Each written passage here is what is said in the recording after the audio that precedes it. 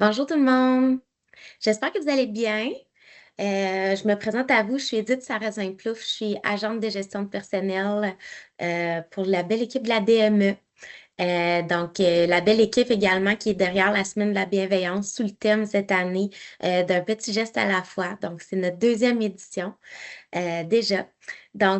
Aujourd'hui, j'ai été interpellée pour vous présenter un bel atelier qui a été développé dans la dernière année qui se veut cultiver le bonheur au travail.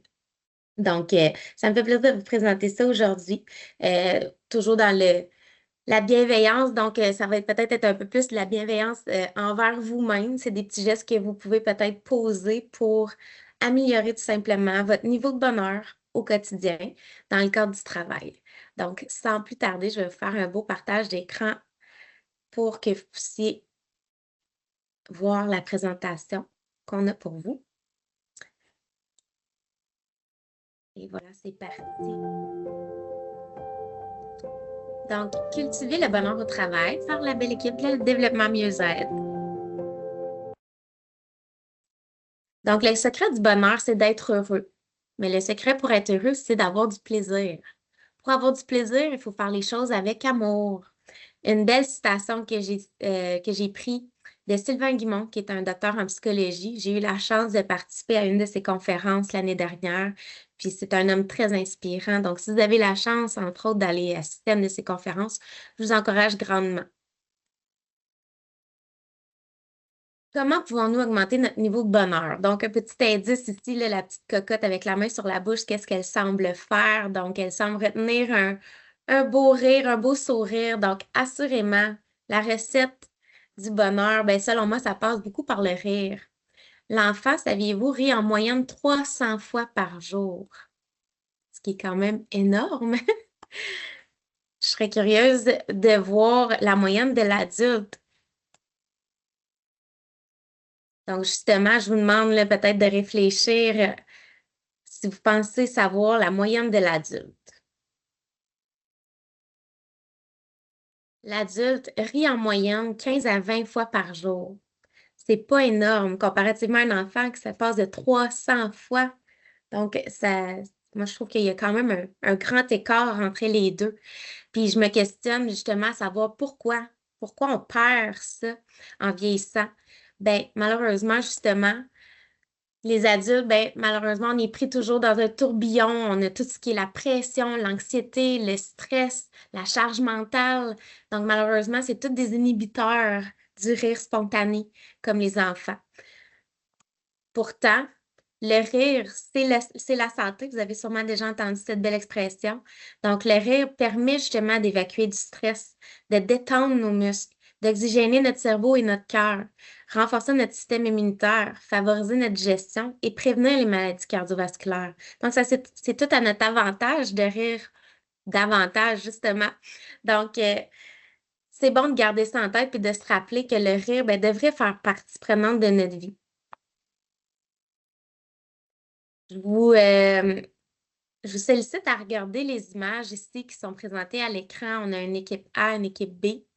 Euh, Observez un peu les images, puis peut-être essayez de vous associer à une des équipes dans laquelle vous aimeriez le mieux travailler, dans laquelle vous aimeriez être associé. Puis j'aimerais savoir aussi, pensez-vous en fait que l'équipe A ou l'équipe B, il y en a une qui est plus productive qu'une autre? Donc, je vous pose ces questions-là aujourd'hui parce que d'emblée, je pense, pour l'avoir fait à quelques reprises, la présentation, je pense que les gens sont attirés par l'équipe B parce que c'est une équipe justement qui semble souriant, ils ont l'air d'avoir du plaisir à travailler, ils ont l'air unis. Donc, assurément que ben, c'est plus tentant de faire partie d'une équipe qui a l'air rayonnant. Puis, on pense à tort des fois que le sérieux puis des gens qui ont l'air extrêmement concentrés ben, travaillent plus fort, mais il faut détruire ce tabou-là en disant, ben, au contraire, une équipe qui est heureuse, qui est bien ensemble, va être d'autant plus efficace au travail. Justement, j'aime beaucoup, cette petite phrase-là du docteur Barclay là, que j'ai pris dans une petite référence, un livre de référence que je vais vous mentionner un petit peu plus tard. Quand justement le traitement ne fonctionne pas, ce qui serait temps de réviser le diagnostic.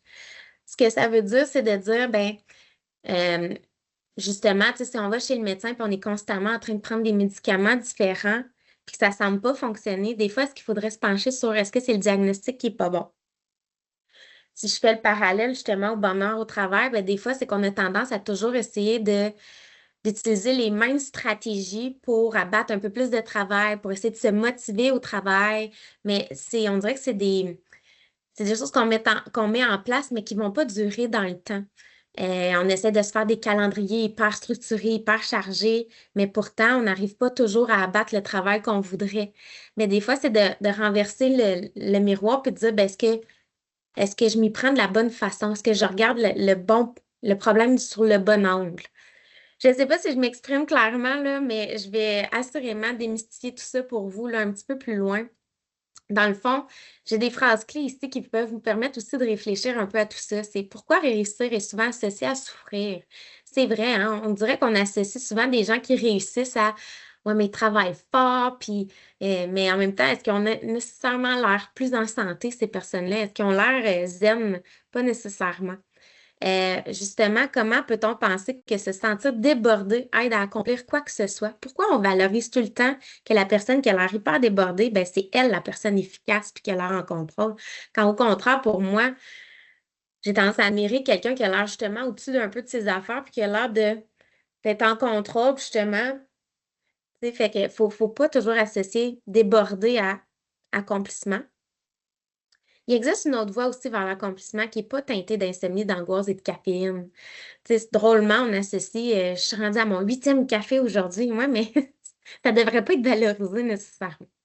Donc moi, aujourd'hui, là, je veux vraiment vous apporter des nouveaux ingrédients à mettre dans votre banque à outils que le café et l'insomnie, l'angoisse et le stress pour performer. Il y a vraiment d'autres façons d'y arriver.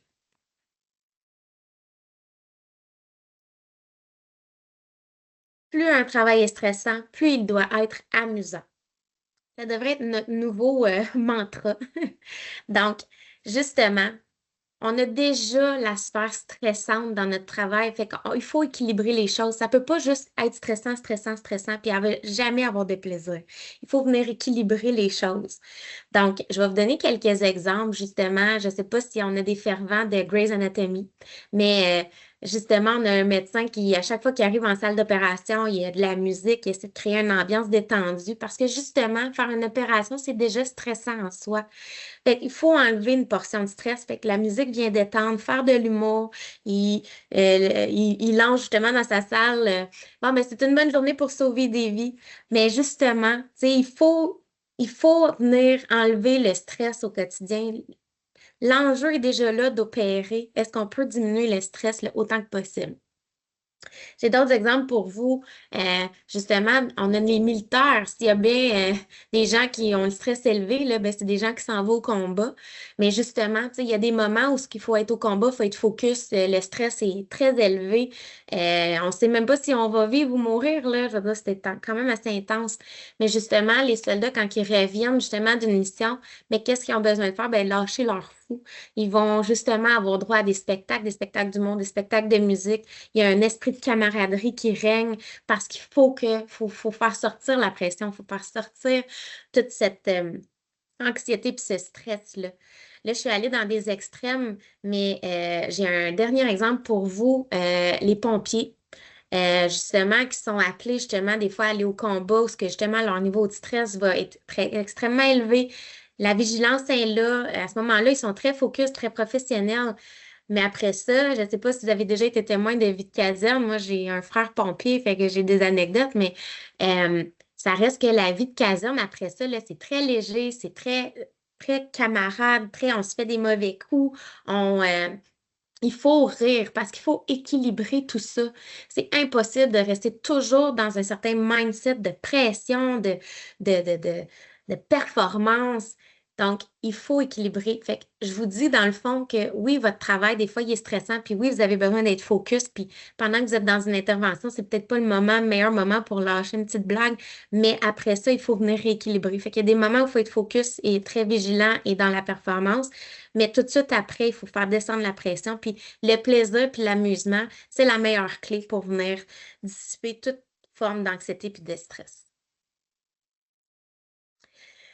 Tout ça là, ne vient pas de moi, là. Je suis pas une experte en la matière, là. Je me suis beaucoup renseignée, j'ai lu, je m'intéresse grandement à tout ça, mais je vous dirais que l'essence de cette présentation-là aujourd'hui est vraiment basée sur cette lecture-là. Pour une productivité heureuse de Ali Abdaal. C'est grandement intéressant, ça se lit très bien, mais je voulais juste au moins vous mentionner là, que c'était ma source pour la présentation d'aujourd'hui. Puis, je vous laisse sur une question, qu'est-ce que ça prend dans une équipe pour être plus performante? C'est quoi l'ingrédient magique selon cet auteur-là, qui était médecin aussi dans la vie, là, il a fait son doctorat et tout, il a même pratiqué Ali Abdaal, puis après ça, ben, il s'est retiré de la médecine parce qu'il s'intéressait à ce sujet-là. Donc, la réponse à la question, selon lui, ben, c'est le bien-être. Donc, c'est l'ingrédient magique qu'il faut aller augmenter, saupoudrer dans notre quotidien, dans notre vie, pour justement augmenter notre niveau de bonheur, de bien-être, diminuer tout ce qui est justement anxiogène, le stress. Donc, si on augmente le niveau de bien-être dans nos équipes, on va augmenter notre niveau de performance. Fait que c'est à retenir. Le bien-être au travail, justement, favorise grandement la créativité. C'est quand on est bien, justement, que, wow, drôlement, on a toutes les idées du monde. C'est pas quand on est stressé qu'on peut être créatif. Donc, c'est vraiment quand on est bien que là, on peut on peut sortir de la boîte puis être très, très, très créatif. Ça augmente notre niveau de résilience aussi. On rebondit mieux sur les échecs. Ben, pas les échecs, je voudrais dire plus les défis, en fait. On va mieux rebondir, on est prêt à accueillir des fois des moments où ce que ça brasse un petit peu plus.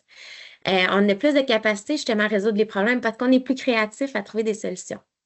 Le bien-être au travail favorise beaucoup les liens sociaux. Ça augmente notre santé physique.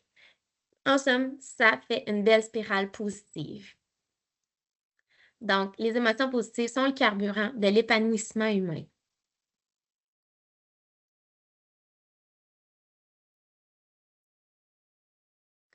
Je vais vous donner 3 ingrédients pour pouvoir développer le bien-être au travail.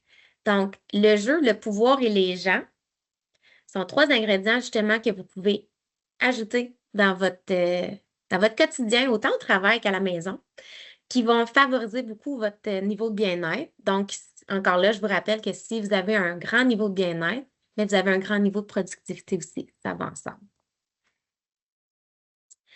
Je vous fais écouter un petit bout de Mary Poppins qui, elle, déjà là, tu sais, Mary Poppins, là, ça date pas d'hier. Puis drôlement, elle avait déjà tout compris ça parce que c'est ce qu'elle enseigne justement aux enfants qu'elle va garder. Donc, je vous laisse écouter les paroles de la chanson. Est-ce qu'on commence?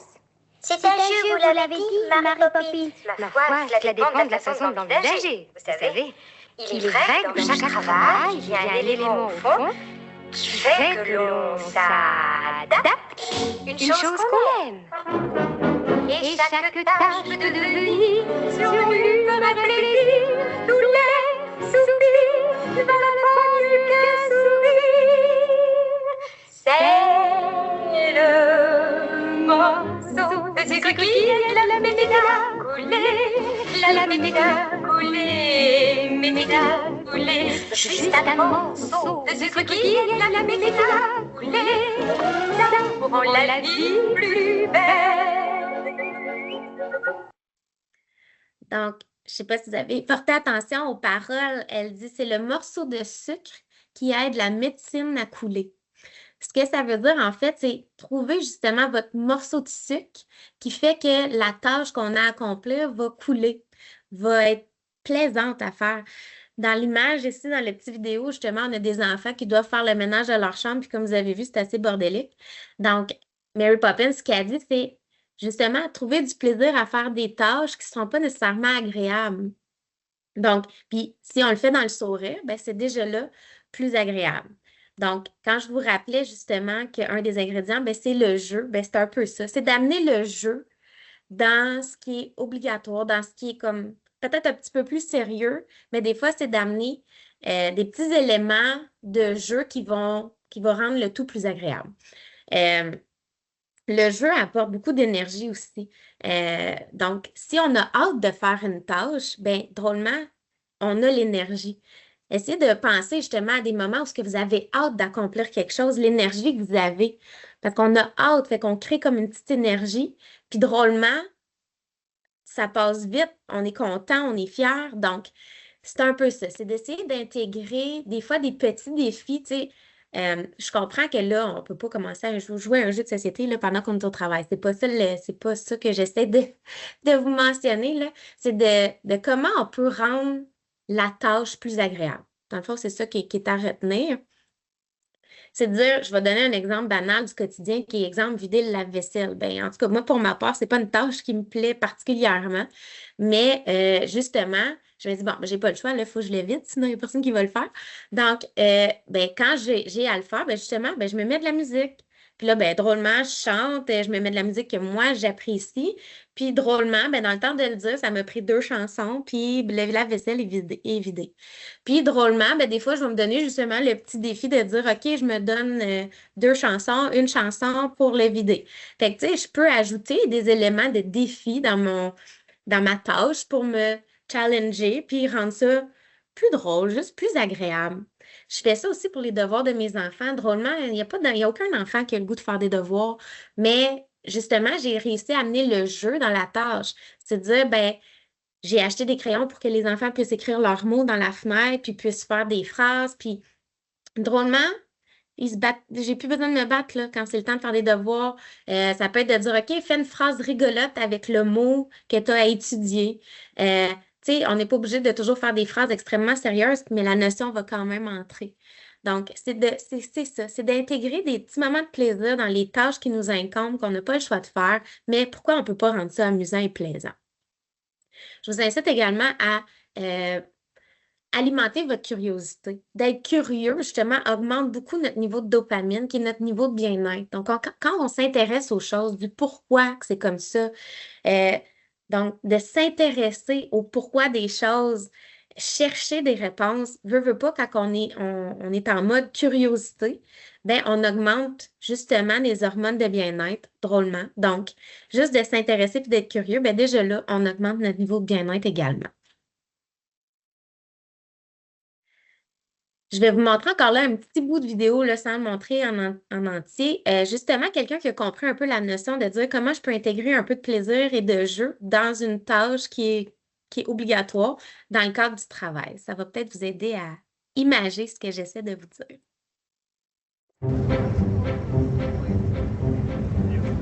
Нет, а вот тут мне работать начинает в этом месте. У нас вода используется.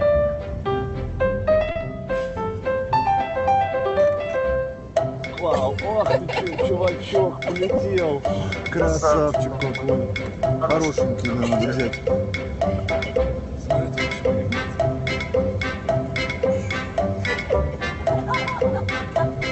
очень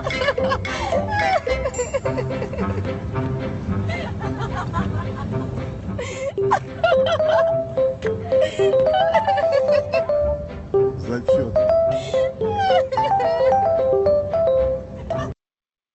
Oh, désolée, je voulais arrêter la vidéo, puis drôlement, je suis revenue au début de la présentation. Un petit bloopers. Donc, je vous ramène, là, ça sera pas très long, désolée pour ça. Donc, tout ça pour dire que le monsieur qui est en train d'essayer de diriger les avions à l'aéroport, bien, assurément qu'il est en train quand même de faire son travail. C'est de diriger l'avion et tout ça. Il n'empêche pas le pilote de faire son travail, mais lui, il dit pourquoi je ne pourrais pas divertir en même temps les gens qui sont dans l'avion. Puis, en même temps, ben lui, il a le plaisir de le faire, là. Il a autant de plaisir que la personne qui est en train de le regarder faire ses petites danses. Donc, assurément que cette personne-là, ben, elle est heureuse au travail, elle aime ce qu'elle fait. Donc, c'est de garder en tête comment ça serait si c'était amusant. Moi, c'est mon nouveau mantra. Je vais être honnête avec vous. Je l'ai écrit sur un post-it qui est maintenant toujours sur mon ordinateur portable.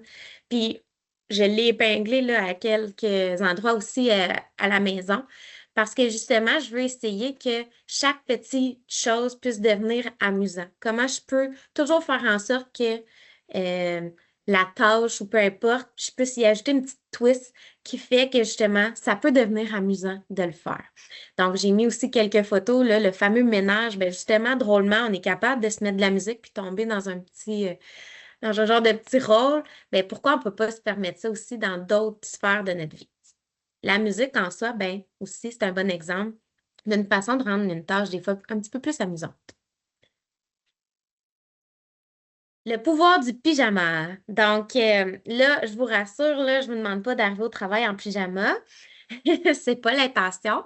Moi, je suis une ancienne enseignante, puis ça, c'est un peu ma théorie là, que j'ai greffée à la présentation d'aujourd'hui. C'est que, justement, tu sais, je me questionne toujours comment on peut amener le plaisir au travail, comment on peut changer, rendre une journée ordinaire un petit peu plus spéciale. Puis je me suis rappelé qu'en enseignement, drôlement, quand on disait aux enfants, hey, demain, tu as le droit de venir en pyjama, là, ça devenait, là, wow, la journée la plus fun.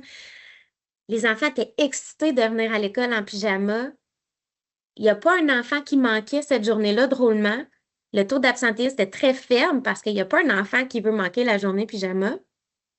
Puis, la journée pyjama, je ne me privais pas de faire mes enseignements ordinaires. Je continuais d'enseigner la matière, mais drôlement, tous les élèves étaient alertes, ils avaient le goût de participer.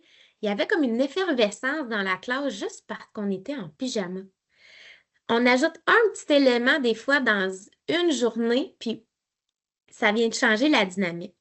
Donc, c'est ça pour moi le pouvoir du pyjama, c'est de dire comment vous pouvez amener le pouvoir du pyjama dans votre quotidien à vous, dans votre milieu de travail, sans venir en pyjama, mais dire aujourd'hui, est-ce que ça peut être une journée spéciale? Puis drôlement, si vous intégrez des journées spéciales ici et là dans votre équipe au quotidien, que ce soit une fois par mois, peu importe, drôlement, cette journée-là, les gens n'ont pas le goût de la manquer. Puis ça crée une dynamique, puis ça crée une énergie dans l'équipe. Puis drôlement, la journée pyjama se répercute sur quelques jours après. C'est pas juste la journée pyjama, mais des fois, le lendemain aussi, on a encore droit à cette effervescence-là de la journée pyjama. Donc, ça donne de l'énergie, ça crée des moments spéciaux. Donc, je vous encourage, dans le fond, à trouver vos moments pyjama, entre guillemets, que vous pouvez intégrer justement dans votre milieu de travail ou tout simplement dans votre vie quotidienne également. L'autre ingrédient, donc, on a le jeu, on a le pouvoir. Donc, devenez votre propre équipe gagnante. Vous n'avez pas besoin toujours non plus de dépendre des autres. Vous pouvez vous-même décider que vous reprenez le pouvoir, vous prenez le contrôle de certaines situations. Comme je donne l'exemple, justement, je vais y aller avec s'approprier les choix, là, qui est le troisième point. Justement, moi, si on me donne une tâche précise, là, je suis mandatée pour faire une tâche, mais j'ai quand même le choix de dire, OK, ben, je la fais à quel moment dans ma journée? Je lui accorde combien de temps? Est-ce que pendant cette tâche-là, je peux justement travailler avec un peu de musique? Est-ce que je peux travailler en équipe avec un collègue qui pourrait me donner ses idées, puis que ça pourrait devenir très intéressant, un beau partage ce moment-là? Est-ce que je peux le faire justement avec un petit café latte qui me rend de bonne humeur? Est-ce que je peux m'allumer une petite chandelle parfumée qui fait que mon ambiance est agréable? Donc, appropriez-vous des choix dans ce qui est obligatoire de faire. Donc, déjà là, vous reprenez le pouvoir de la tâche. Je vais remonter à l'auto-persuasion aussi et à l'optimisme. Donc, il y a des études qui ont été faites là, que justement, l'auto-persuasion, elle a un réel impact sur la performance. Il y a deux équipes, deux groupes, dans le fond, dans une recherche justement, qui faisaient, dans deux salles distinctes, qui faisaient du spinning. Dans une salle, c'était fait du spinning le plus longtemps que vous pouvez au niveau de tolérance que vous avez. Dans une autre pièce, au contraire, là, les gens étaient comme coachés, puis ils les incitaient à s'auto-encourager, à dire let's go, tu sais, dis-toi à toi-même, je suis capable. Ah, un autre petit 2 minutes. Ils s'encourageaient eux-mêmes. Puis drôlement, quand ils ont comparé les résultats des deux groupes, ben justement, le groupe qui était capable de s'auto-encourager puis de s'envoyer des messages d'encouragement à eux-mêmes, t'es capable, tu peux faire mieux, let's go, encore 2 minutes, ben, ont été capables de faire beaucoup plus de minutes d'entraînement que l'équipe qui était laissée à eux-mêmes, que c'était juste faites le nombre de minutes que vous êtes capable. Ben, automatiquement, les gens se décourageaient beaucoup plus rapidement. Prenez ça, puis faites-le dans votre milieu. De dire justement, quand on a une tâche qui nous incombe un peu ou qu'on est peut-être moins confiant dans nos compétences, mais de dire, ça serait quoi si justement je m'encourageais puis de dire, hey, je crois en moi, je sais que je suis capable de le faire. On m'aurait pas donné cette tâche-là si j'avais pas les capacités puis les compétences. Je suis capable, je suis quelqu'un d'intelligent, je vais y arriver. Tu sais, puis ça gonfle notre confiance en nous, puis drôlement, on attaque toujours cette tâche-là d'un meilleur œil. Le pouvoir de Shoshin ou Shoshin, là, je ne pourrais pas vous dire comment vraiment le prononcer. Dans le fond, ce que ça veut, c'est d'avoir toujours l'œil d'un débutant. L'expert est expert justement dans une trajectoire, mais ça fait en sorte qu'il va toujours faire les choses de la même façon. Moi, je vous encourage à toujours être curieux de nouvelles méthodes. Intéressez-vous, exemple, vous avez quelqu'un de nouveau dans votre département, bien, intéressez-vous de dire, hey, toi, comment tu vas faire telle tâche? Ou quelqu'un que justement, vous avez l'impression qu'il a un style différent du vôtre, bien, allez vous intéresser à dire, ben toi, comment tu travailles? Soyez curieux de différentes techniques, parce que drôlement, en étant curieux de différentes techniques, puis en essayant différentes techniques, vous allez peut-être découvrir une nouvelle technique en soi qui est d'autant plus efficace que vous aimez beaucoup plus utiliser. Dans le fond, ce que je vous dis, c'est restez pas dans une trajectoire toujours définie de dire moi, je travaille comme ça, je prends toujours la même trajectoire, puis je me pose même plus la question de comment. Je fais juste le faire, mais c'est qu'à un moment donné, on devient blasé. Fait que moi, ce que je vous suggère, c'est de soyez toujours curieux. Entourez-vous des gens qui ont des styles variés dans leur façon de faire. Drôlement, ça va venir pimenter votre façon de travailler. Puis ça fait que c'est toujours un peu nouveau. Donc, le pouvoir du Shoshin, c'est ça, c'est de s'associer à toujours des nouvelles méthodes, d'être curieux, puis de varier ses styles de travail.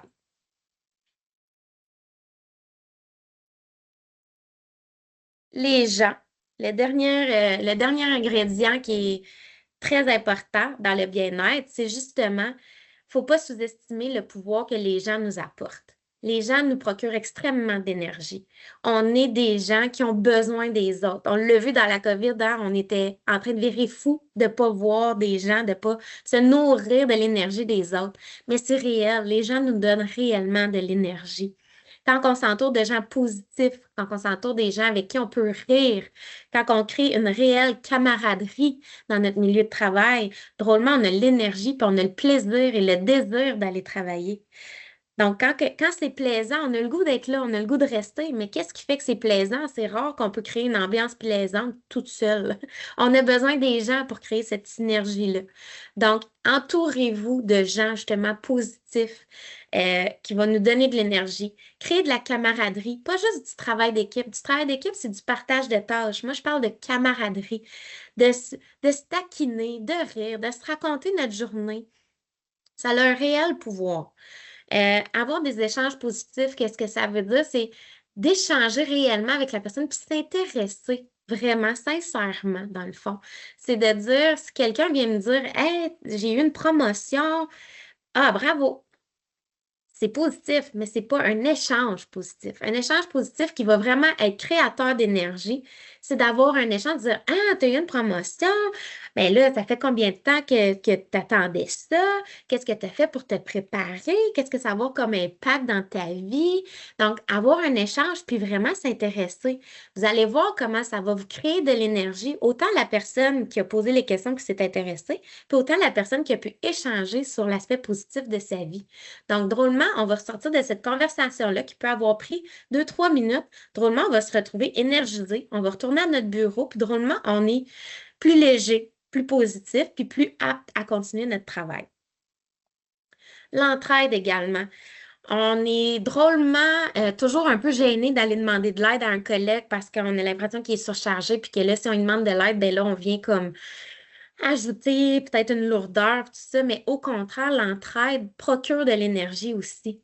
Dans le fond, réfléchissez à un moment où ce que vous avez vraiment venu en aide à quelqu'un, vous avez vraiment aidé quelqu'un, comment ça vous a rendu fier, comment vous vous êtes senti bien après de dire hey, j'ai vraiment le sentiment d'avoir aidé cette personne-là. Donc, justement, ayez pas peur d'aller demander de l'aide, justement, puis faites le pas en étant gêné de le faire. Ce que je veux dire, c'est que souvent, on va avoir tendance à aborder les gens en disant ah, excuse-moi de te déranger, mais est-ce que je pourrais te demander juste un petit 2 minutes de ton aide? Puis là, on est comme gêné de le demander. Aïe, moi, je vous encourage à avoir une autre approche. Approcher ces gens-là en disant hey, j'aime vraiment ta façon de faire, j'aime vraiment tel document. Est-ce que tu pourrais m'aider à créer un document similaire au tien? Je trouve vraiment belle tes présentations. Tu sais, vous voyez, c'est pas d'être gêné, puis c'est d'aller dire pourquoi vous demandez à cette personne-là son aide. C'est très valorisant. Fait qu'on est toujours fiers de savoir qu'on a fait du bon travail puis qu'on peut aller aider un collègue à faire la même chose. Donc, c'est ça l'effet aussi Benjamin Franklin, c'est Benjamin Franklin est en rivalité, justement, c'est un politicien, puis il est en rivalité politique avec je ne pourrais pas vous donner son nom, mais il y avait une rivalité politique avec quelqu'un d'autre.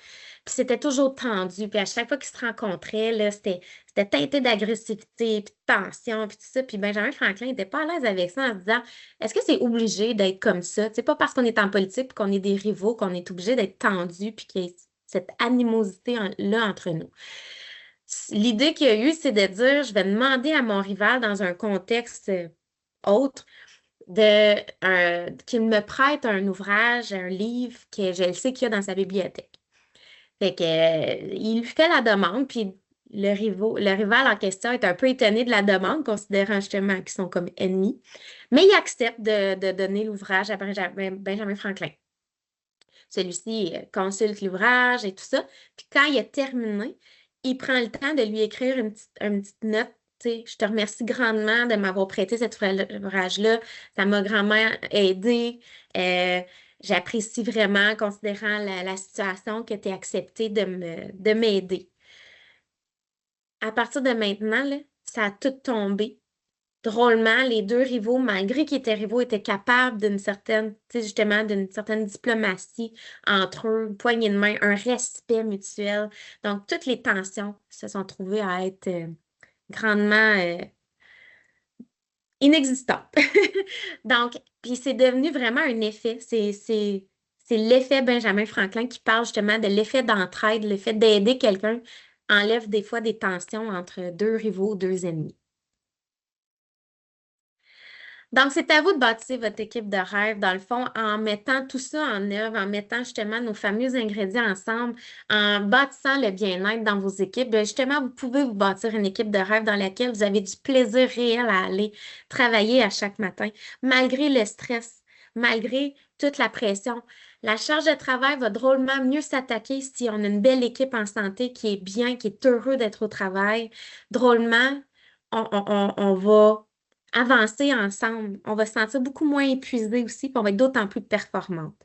Donc, si vous avez le goût d'avoir une équipe de rêve, bien, vous pouvez aller alimenter ces petits ingrédients-là de façon individuelle, mais si vous éduquez aussi les gens autour de vous, si vous amenez du plaisir au travail, si vous amenez du jeu, si vous faites des journées thématiques, ce genre de choses-là, bien, tout le monde va en bénéficier, puis tout le monde va adhérer à ces petits ingrédients-là, puis éventuellement, bien, justement, toute l'équipe va être teintée dans une sphère positive. Donc, pour conclure, là, ça fait déjà un beau 30 minutes que j'étais avec vous aujourd'hui. Je ne voulais pas prendre plus de votre temps. Je vous laisse sur assurément, là, un petit rappel des 3 ingrédients que je veux que je souhaitais vous inculquer aujourd'hui là, pour le bien-être au travail. Donc, c'est bien sûr le jeu, le pouvoir et les gens. Donc, un dernier petit rappel avant la fin. Puis, je vous laisse aussi sur une petite citation. La vie n'appartient pas aux lève-tôt. Elle appartient à ceux qui sont heureux de se lever. Donc, c'est tout pour moi aujourd'hui. Je vous remercie vraiment de m'avoir choisi aujourd'hui, d'avoir écouté cette belle petite atelier. En espérant que vous avez vraiment aimé. Si vous avez des commentaires ou des suggestions, là, vous pouvez me trouver par Teams, vous pouvez communiquer au 07 DME également pour apporter des commentaires. On est toujours en amélioration continue. C'est pour vous qu'on fait ça, en espérant toujours que ça soit apprécié. Donc, si vous avez des commentaires, des questions, des suggestions à nous suggérer, ça nous ferait grandement plaisir de vous lire, là, soit par courriel ou par Teams. Donc, je vous souhaite une excellente journée et une excellente semaine de la bienveillance. Bye bye tout le monde!